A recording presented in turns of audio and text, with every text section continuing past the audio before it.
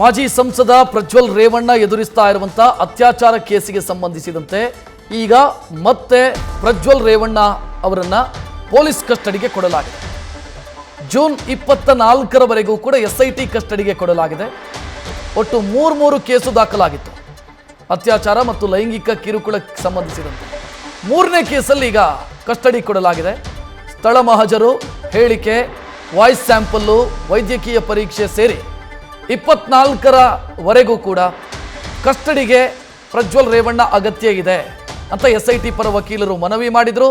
ಈ ಮನವಿಯನ್ನು ಪುರಸ್ಕರಿಸಿದಂಥ ನ್ಯಾಯಾಲಯ ಅವರನ್ನ ಕಸ್ಟಡಿಗೆ ಕೊಟ್ಟಿದೆ.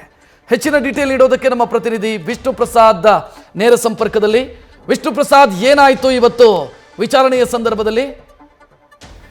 ಖಂಡಿತ ಈ ಒಂದು ಪ್ರಕರಣದಲ್ಲಿ ಅಂದರೆ ಪ್ರಜ್ವಲ್ ರೇವಣ್ಣನ ಪ್ರಕರಣಕ್ಕೆ ಸಂಬಂಧಪಟ್ಟಂತೆ ಇವತ್ತು ಮೂರನೇ ಕೇಸಲ್ಲಿ ಪುನಃ ಎಸ್ಐಟಿ ಅಧಿಕಾರಿಗಳು ಕಸ್ಟಡಿಯನ್ನು ಪಡೆದುಕೊಳ್ಳೋದಕ್ಕೆ ಯಶಸ್ವಿಯಾಗಿದ್ದಾರೆ ಅಂತ ಹೇಳ್ಬೋದು. ಮೊದಲನೇದಾಗಿ ಇವತ್ತು ಅವರ ಪರ ವಕೀಲರಾಗಿರುವಂತಹ ಅರುಣ್ ಅವರು ವಾದ ಮಂಡಿಸುವಂಥ ಕೆಲಸವನ್ನು ಮಾಡಿದರು. ಕೋರ್ಟ್ಗೆ ಬಂದಂಥ ಸಂದರ್ಭದಲ್ಲಿ ಪ್ರಜ್ವಲ್ ರೇವಣ್ಣನವರನ್ನ ಈ ಒಂದು ಪ್ರಕರಣದಲ್ಲಿ ಕಸ್ಟಡಿಗೆ ಕೊಡುವಂತಹ ಅವಶ್ಯಕತೆ ಇಲ್ಲ ಅನ್ನುವಂತಹ ವಾದವನ್ನು ಮಂಡಿಸಿದ್ರು. ಕಾರಣ ಏನಂತಂದರೆ ಇವಾಗ ಅವರು ರಿಮೈಂಡ್ ಅಪ್ಲಿಕೇಶನ್ ಇರುವಂತಹ ಕೆಲವೊಂದಷ್ಟು ಅಂಶಗಳನ್ನು ಹೈಲೈಟ್ ಮಾಡುವಂಥದ್ದು. ಮೊದಲನೇದಾಗಿ ಪ್ರಜ್ವಲ್ ರೇವಣ್ಣ ಅವರಿಂದ ಮಹಜರ್ ನಡೆಸಬೇಕು ಅಂತೇಳಿ, ಅದರಲ್ಲೂ ಪ್ರಮುಖವಾಗಿ ಹಾಸನದ ಗೆಸ್ಟ್ ಹೌಸ್. ಈಗ ಇಂದಿನ ಒಂದು ಪ್ರಕರಣದಲ್ಲಿ, ಇಂದಿನ ಹಳೆ ಪ್ರಕರಣದಲ್ಲೂ ಕೂಡ ಒಮ್ಮೆ ಅಲ್ಲಿ ಹೋಗಿ ಈಗಾಗಲೇ ಮಹಜರ್ ಮಾಡುವಂಥ ಕೆಲಸ ಆಗಿದೆ. ಹೀಗಾಗಿ ಅದು ಅವಶ್ಯಕತೆ ಇಲ್ಲ ಅಂತೇಳಿ ಅರುಣ್ ಅವರು ವಾದವನ್ನು ಮಂಡಿಸಿದರು. ಎರಡನೇದಾಗಿ ವಾಯ್ಸ್ ಸ್ಯಾಂಪಲ್ ಪಡೆದುಕೊಳ್ಬೇಕು ಅಂತೇಳಿ, ಅಂದರೆ ಏನು ವೈರಲ್ ಆಗಿರುವಂತಹ ವಿಡಿಯೋದಲ್ಲಿರುವಂತಹ ವಾಯ್ಸ್ಗೂ ಮತ್ತು ಪ್ರಜ್ವಲ್ ರೇವಣ್ಣ ಅವರ ವಾಯ್ಸ್ ಮ್ಯಾಚಿಂಗ್ ಮಾಡೋದಕ್ಕೋಸ್ಕರ ಆ ವಾಯ್ಸ್ ಸ್ಯಾಂಪಲ್ ಪಡೆದುಕೊಂಡು FSL ಕೊಡಬೇಕು ಅಂತ ಕೇಳಿದರು. ಆದರೆ ಈಗಾಗಲೇ 2 ಪ್ರಕರಣಗಳಲ್ಲಿ ವಾಯ್ಸನ್ನು ಪಡೆದುಕೊಳ್ಳಲಾಗಿದೆ. ಹೀಗಾಗಿ ಅದು ಕೂಡ ಅವಶ್ಯಕತೆ ಇಲ್ಲ ಅಂತ ವಾದವನ್ನು ಮಂಡಿಸಿದರು. ಜೊತೆಗೆ ಮೆಡಿಕಲ್ ಟೆಸ್ಟನ್ನು ಮಾಡಿಸಬೇಕಾಗುತ್ತೆ ಅನ್ನೋ ಪಾಯಿಂಟನ್ನು ಬಂದಂಥ ಸಂದರ್ಭದಲ್ಲಿ ಅಲ್ಲಿ ಸ್ಪಷ್ಟವಾಗಿ ಪ್ರಜ್ವಲ್ ರೇವಣ್ಣ ನಿನ್ನೆ ಕೋರ್ಟ್ನಲ್ಲೂ ಕೂಡ ಈ ಒಂದು ಅಂಶವನ್ನು ಉಲ್ಲೇಖ ಮಾಡಿದರು. ಸ್ವತಃ ಅವರು ಹೇಳ್ತಿದ್ದು, ನನಗೆ ಮುಜುಗರ ಆಗ್ತಿದೆ ಪ್ರಕರಣದಲ್ಲಿ, ಯಾಕಂತಂದರೆ ಈಗಾಗಲೇ 2 ಬಾರಿ ಈ ಒಂದು ಟೆಸ್ಟ್ ನಡೆಸುವಂಥ ಕೆಲಸವನ್ನು ಮಾಡಿದರೆ, ಅದರಲ್ಲೂ ಪ್ರಮುಖವಾಗಿ ಆತನ ಪುರುಷತ್ವ ವಿಚಾರಕ್ಕೆ ಸಂಬಂಧಪಟ್ಟಂತೆ ಮತ್ತು ಈ ಒಂದು ಪ್ರಕರಣದಲ್ಲಿ ಸಂಬಂಧಪಟ್ಟಂತೆ ವೈರಲ್ ಆಗಿರುವಂತಹ ವಿಡಿಯೋದಲ್ಲಿರುವಂಥ ಅಂಗಗಳನ್ನು ಮ್ಯಾಚಿಂಗ್ ಮಾಡುವಂಥ ಕೆಲಸವನ್ನು ಮಾಡಬೇಕು. ಹೀಗಾಗಿ 360 ಡಿಗ್ರಿಯಲ್ಲಿ ಕ್ಯಾಮ್ರಾವನ್ನು ಇಟ್ಟು ವಿಡಿಯೋ ರೆಕಾರ್ಡ್ ಮಾಡುವಂತಹ ಕೆಲಸವನ್ನು ಈಗಾಗಲೇ ಮಾಡುವಂಥ ಕೆಲಸವನ್ನು ಅಧಿಕಾರಿಗಳು ಮಾಡಿದ್ದಾರೆ. 2 ಪ್ರಕರಣಗಳಲ್ಲಿ ಈ ರೀತಿ ವಿಡಿಯೋ ರೆಕಾರ್ಡಿಂಗ್ ಆಗಿದೆ. ಅದನ್ನೇ ಬಳಸಿಕೊಂಡು ಈ ಒಂದು ಪ್ರಕರಣದಲ್ಲಿ ಪುನಃ ಮೆಡಿಕಲ್ ಟೆಸ್ಟ್ ಮಾಡುವ ಅವಶ್ಯಕತೆ ಇಲ್ಲ ಅಂತೇಳಿ ಅರುಣ್ ಅವರು ವಾದ ಮಂಡಿಸುವಂಥ ಕೆಲಸವನ್ನು ಮಾಡಿದರು. ಅದಕ್ಕೆ ಸಂಬಂಧಪಟ್ಟಂತೆ ಎವಿಡೆನ್ಸ್ ಆಕ್ಟ್ ಸೆಕ್ಷನ್ 33ಯಲ್ಲಿ ಒಂದು ಆಪ್ಷನ್ ಇರುವಂಥದ್ದು, ಅಂದರೆ ಅಡಾಪ್ಷನ್ ಆಫ್ ಎವಿಡೆನ್ಸ್ ಅಂತೇಳಿ, ಅಂದರೆ ಬೇರೆ ಪ್ರಕರಣಕ್ಕೆ ಸಂಬಂಧಪಟ್ಟಂತೆ ತೆಗೆದುಕೊಂಡಂತಹ ಸಾಕ್ಷಿಗಳನ್ನು ಕೂಡ ಈ ಪ್ರಕರಣದಲ್ಲಿ ಪರಿಗಣಿಸಬಹುದು ಅನ್ನೋ ಒಂದು ಅಂಶವನ್ನು ಅರುಣ್ ಅವರು ತನ್ನ ವಾದದಲ್ಲಿ ಉಲ್ಲೇಖ ಮಾಡುವಂಥ ಕೆಲಸವನ್ನು ಮಾಡಿದರು.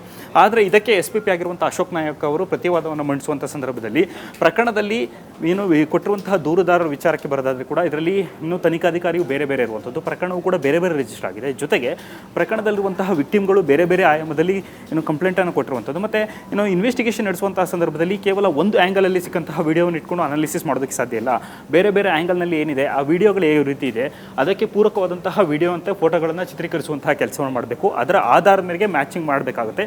ಹೀಗಾಗಿ ಈ ಮೆಡಿಕಲ್ ಟೆಸ್ಟ್ ಕಡ್ಡಾಯವಾಗಿ ಮಾಡಲೇಬೇಕು. As per supreme court procedure ಪ್ರಕಾರ ಪ್ರತಿ ಪ್ರಕರಣಕ್ಕೂ ಕೂಡ ಪ್ರತ್ಯೇಕವಾದಂತಹ ಮೆಡಿಕಲ್ ಅನಾಲಿಸಿಸ್ ಆಗಬೇಕು, ಪ್ರತ್ಯೇಕವಾದಂತಹ ಮಹಜರ್ ಪ್ರಕ್ರಿಯೆ ನಡೆಯಬೇಕು, ಪ್ರತ್ಯೇಕವಾದಂತಹ ವಾಯ್ಸ್ ಸ್ಯಾಂಪಲ್ ತಗೋಬೇಕು, ಪ್ರತ್ಯೇಕವಾಗಿ ಮಹಜರ್ ಕೆಲಸಗಳು ಕೂಡ ಆಗಬೇಕು.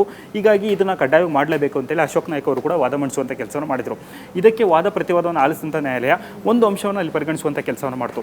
ಇಲ್ಲಿ ಪ್ರಕರಣದಲ್ಲಿ SIT ಒಂದೇ ಸಂಸ್ಥೆ ಇರ್ಬೋದು, ತನಿಖಾ ಸಂಸ್ಥೆ ಒಂದೇ ಇದ್ದಾದರೂ ಕೂಡ ಪ್ರಕರಣದಲ್ಲಿ 3 ವಿವಿಧ FIRಗಳಿರುವಂಥದ್ದು ಮತ್ತು 3 ವಿವಿಧ ತನಿಖಾಧಿಕಾರಿಗಳಿದ್ದಾರೆ ಮತ್ತು 3 ಜನ ಬೇರೆ ವಿಕ್ಟಿಮ್ಗಳಿರುವಂಥ ಹಿನ್ನೆಲೆಯಲ್ಲಿ ಇದನ್ನು ಮಹಜರ್ನ ಈ ಒಂದು ಪ್ರಕ್ರಿಯೆ ಏನಿದೆ ಇದನ್ನು ನಡೆಸಬಹುದು ಸಾಧ್ಯತೆ ಇಲ್ವಾ ಅಂತೇಳಿ ಅವರ ಪರ ವಕೀಲರು ಕೂಡ ಕೇಳಿದರು. ಆದರೆ ಇದಕ್ಕೆ ಪುನಃ ಅವರು ಆಕ್ಷೇಪವನ್ನು ವ್ಯಕ್ತಪಡಿಸುವಂಥ ಕೆಲಸ ಆಯಿತು. ಫೈನಲ್ ಆಗಿ ಕೋರ್ಟ್ ಈಗ ಅವರಿಗೆ ಕಸ್ಟಡಿಗೆ ಕೊಡುವಂಥ ಕೆಲಸವನ್ನು ಮಾಡ್ತು. ಮತ್ತು ಕೊಡುವಂಥ ಸಂದರ್ಭದಲ್ಲಿ ಕೇವಲ 2 ದಿನಗಳ ಕಾಲ ಮಾತ್ರ ಅವ್ರನ್ನ ಕಸ್ಟಡಿ ಕೊಡಿ ಅಂತೇಳಿ ಅರುಣ್ ಅವರು ವಾದವನ್ನು ಮಂಡಿಸಿದರೆ, 14 ದಿನಗಳ ಕಾಲ ನಮ್ಮ ಕಸ್ಟಡಿ ಕೊಡಿ ಅಂತೇಳಿ SIT ವಾದವನ್ನು ಮಂಡಿಸುವಂಥ ಕೆಲಸ ಆಯಿತು.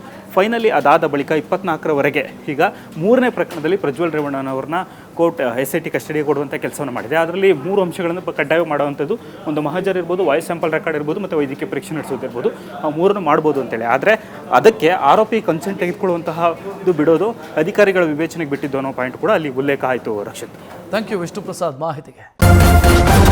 ನ್ಯೂಸ್ ಫಸ್ಟ್ ನಿರ್ಭೀತಿಯಿಂದ ನಿಮ್ಮ ಪರವಾಗಿ.